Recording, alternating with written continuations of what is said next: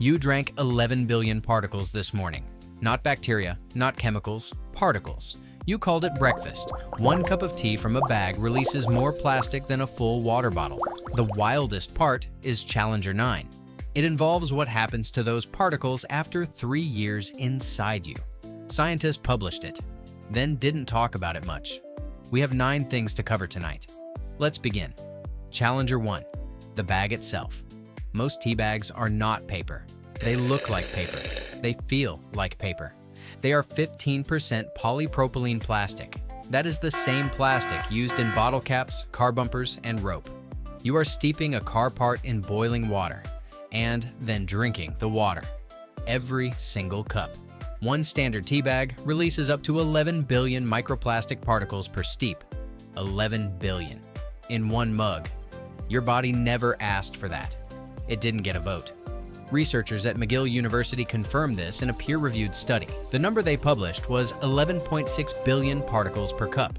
The number they chose not to lead with was what happened when those particles were heated repeatedly. They fragment further, smaller, faster, deeper. You survived Challenger 1. You're still holding the mug. Put it down for a second.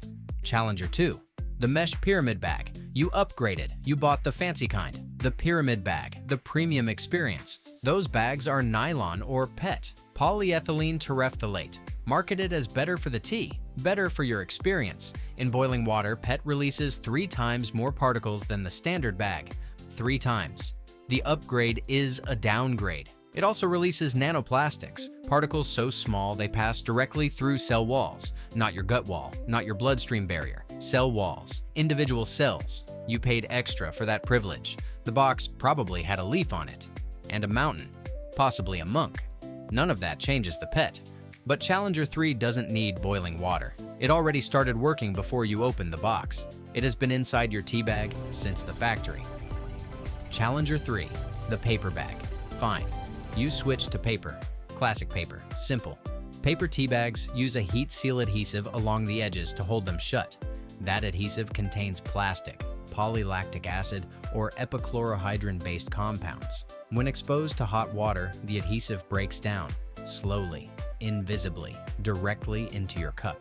Epichlorohydrin is classified by the EPA as a probable human carcinogen. Probable. That's the word they use when they're fairly certain but still collecting data. You are part of the data collection process. You just didn't know you enrolled. Here is what microplastics actually are. They are fragments under 5 millimeters in size. Nanoplastics are under 1 micrometer. 1 micrometer is 1/70th the width of a single human hair. Divide your hair 70 times. That is the particle crossing your cell membrane while you read this.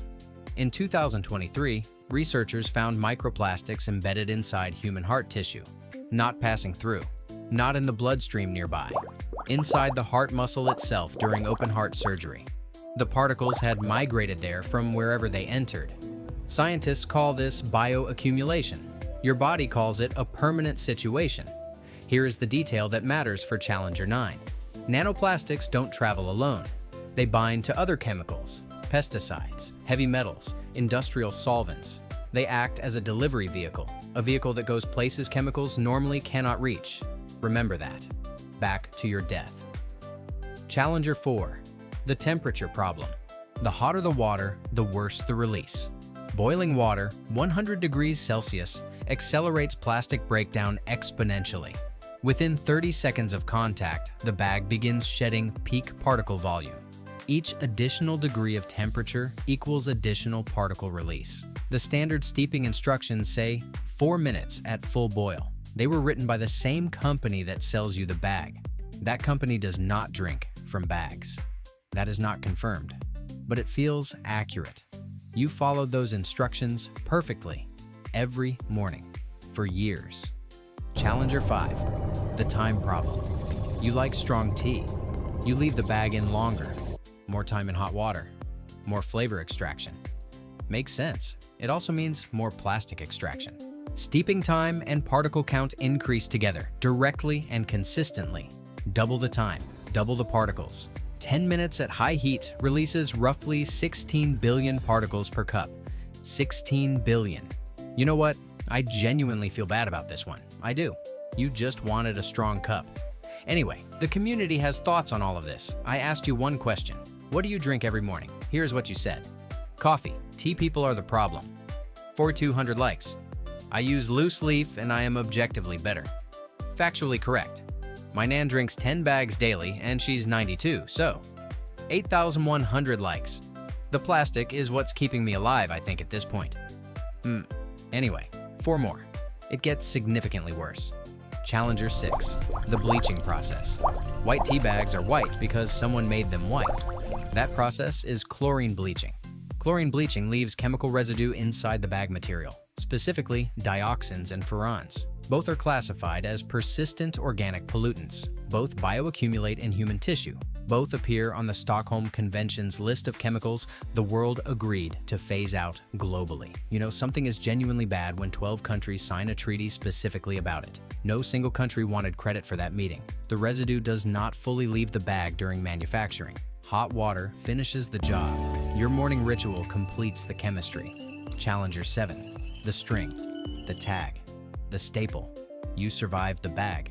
Barely. Almost impressive. Now look at the rest of it. The string is often polyester, petroleum-based synthetic fiber. The tag is cardboard treated with acrylic adhesive. The staple connecting them is aluminum pressed into the string. All 3 components sit above your boiling cup. All 3 make contact with steam, with heat, with water surface. All 3 contribute additional compounds. You thought the bag was the problem. The bag is the problem, but it brought a team. And the team has been here the whole time. And then it's over, right? No. Challenger 8, the storage problem. You bought the tea. You stored it in a cabinet, in a cardboard box with a plastic inner sleeve, or in individual foil and plastic wrappers. Tea bags are porous by design. They absorb through their walls. They also absorb from their packaging. Plastic packaging off-gases volatile organic compounds at room temperature. Your tea bags, sitting in that packaging for weeks, sometimes months, absorb those gases continuously. Porous material plus off-gassing container plus time equals pre-contaminated product before the water, before the heat, before you even boil the kettle. The bag you steeped today started accumulating storage chemicals in a warehouse last spring. You didn't make the tea. The entire supply chain made the tea. You just added water and heat and stood there. Remember what I said about nanoplastics acting as a delivery vehicle, binding to pesticides, heavy metals, and solvents. Carrying them somewhere, chemicals could never go alone. Challenger 9 is exactly where they went. Challenger 9. What's inside you now? In 2024, a study published in Nature Medicine found something specific. Researchers examined patients with cardiovascular disease. They found nanoplastics and microplastics embedded inside arterial plaque, not near the plaque, not in surrounding tissue, inside the plaque itself. Those patients, the ones with plastics in their arterial walls, had a significantly higher rate of heart attack and stroke over the following 3 years. That is not a correlation. That is a measured clinical outcome. The particles don't pass through your body the way water does. They stay. And here's the part that connects back to everything on this list. The plastics found in cardiovascular tissue showed chemical signatures from multiple sources simultaneously. Bag material, bleaching residue, pesticide compounds from the tea leaves themselves, packaging solvents. Not one source, all of them. Every part of the chain contributed a piece. Your body received the full collection, every morning, in a cup. What scientists couldn't explain at first was the mechanism. How did plastic particles reach arterial walls? The answer was the delivery vehicle. The nanoplastics carried the lipophilic compounds, the fat-soluble ones, straight through barriers. Barriers your cardiovascular system was not designed to defend against, because they were never there before. Not like this. Not at this volume. Not for this long. There is something almost elegant about it. Your body is doing everything correctly. Absorbing, processing, filtering, trying. It was just never built for this particular input. Nobody was. This is new, and it is already inside you. Loose leaf tea, a stainless steel infuser. Water just below boiling, 95 degrees. No bag, no adhesive, no bleached paper, no pyramid mesh, no staple. That is the entire fix. It costs less than the fancy pyramid bags. Subscribe, because the next video is about your non-stick pan. Also subscribe.